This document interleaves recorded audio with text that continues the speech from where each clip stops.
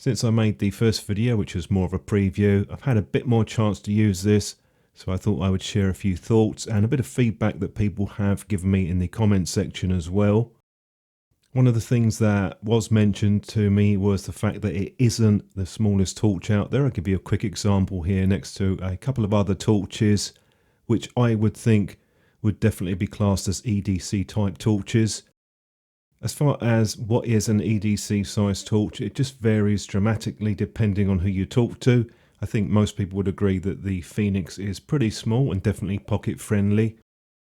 But you could also say that an 18650, some of the compact ones that are out there, could also be an EDC type torch.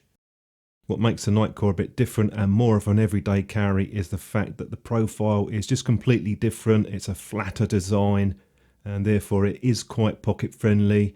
I've been carrying this around now for about a month or so. For some people it probably is going to be an EDC type, although I think, looking at the packaging there, that they might do some other models later on using the same sort of form factor. So for example, you could sort of halve the size of the EDC27, maybe lose the OLED display, and you'd end up with something probably not that much bigger than the tip or the tip SE, which I'm showing you on screen now. They may have even used the tip shape, which is sort of similar profile to this, as sort of inspiration for the design. Whilst we're talking about the design, I do like the form factor on this torch. I think the clip is good quality. The finishing also gives you a bit of grip.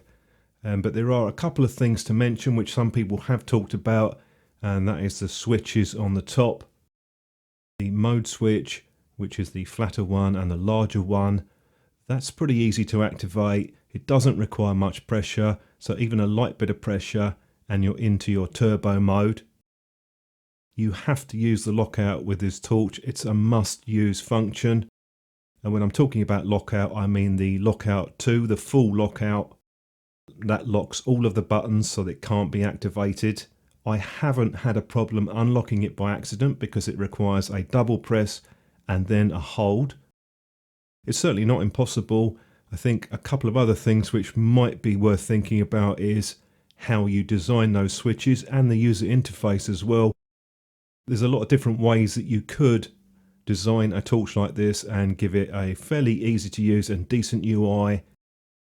I'll just show you here quickly. If you've got this in your pocket, it's pretty easy for that turbo to activate. If something knocks into it, or if you're in a car sitting down, maybe a seat belt, or even just a belt pushing into it, or another object, you've got to use that lockout. It's a must-use function on this torch if you're carrying it in a pocket, or even in a bag or a backpack. That isn't a huge problem, but you've got to remember to keep using that. You really can't rely on the fact that the switch is a low profile because it is very easy to knock. It is possible that Nitecore could have put the switches in a different location. Most of the inside of this body is the battery that's taking up most of the space, but they certainly could have put it on the side or on the front or the top part.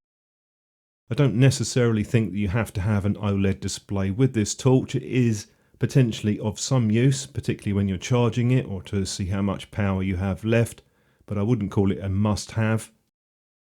I think the other option could have been to have just made that switch a bit smaller, maybe half the size, and the power switch a bit bigger. You see, when you've got a normal torch, you've got a mechanical lockout, such as on this one, and I can do the same with the Phoenix torch. I can just mechanically twist the head, and that will prevent any particular problems with accidental activation. Both of those torches do have an electronic lockout. It's just that you have that additional option of just a quick twist on the head. You're obviously not going to have that with the Nitecore. But I don't design these products. They're obviously companies that design them. But I think it's useful to get some feedback. And I think that Nitecore might actually look at this again and possibly change a few things on later models. We had similar issues with the Concept One. I don't know if you remember that torch from a few years ago.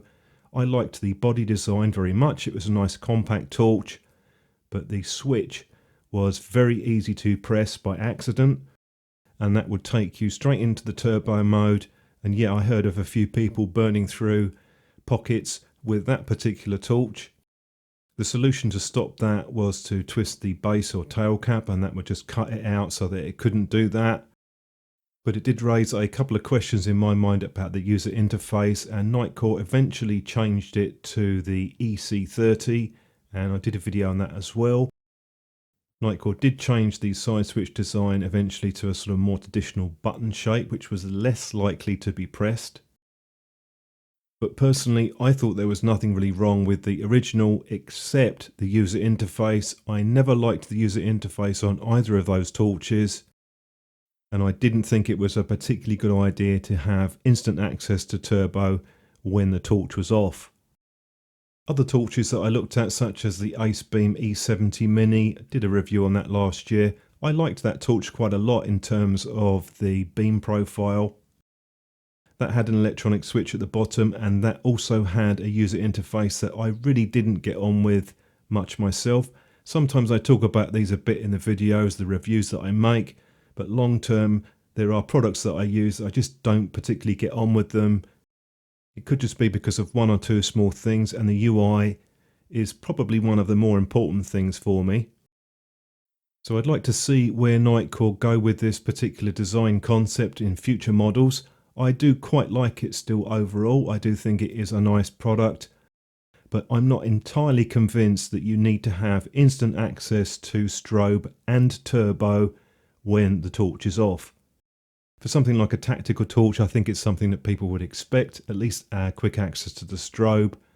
But because this is marketed as an EDC torch, I'm not sure that that user interface is the best possible solution.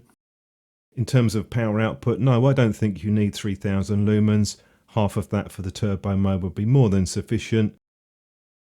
A few people have asked about Streamlight. I haven't used any of their products. They're not as common, easy to get hold of in Europe.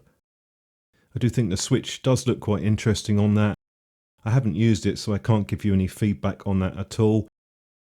As far as the rest of the torch goes, the build quality is very nice. They did include that copper heatsink on the inside, which helps to dissipate the heat. That's why it did quite well, even though it's a stainless steel body. And I've got no complaints with the clip, nice strong clip on the back. And the beam profile, I think it's fine for this type of a torch. More of a mixed beam on the floodier side, but it is a pretty good beam profile. I don't mind the double switches on each myself. I just think you have to get used to using that lockout. So hopefully that will give you a bit more feedback on this model, see whether or not it's going to work for you. If you've got any questions or any thoughts, do drop a comment down below. I've no problems getting back to you on that.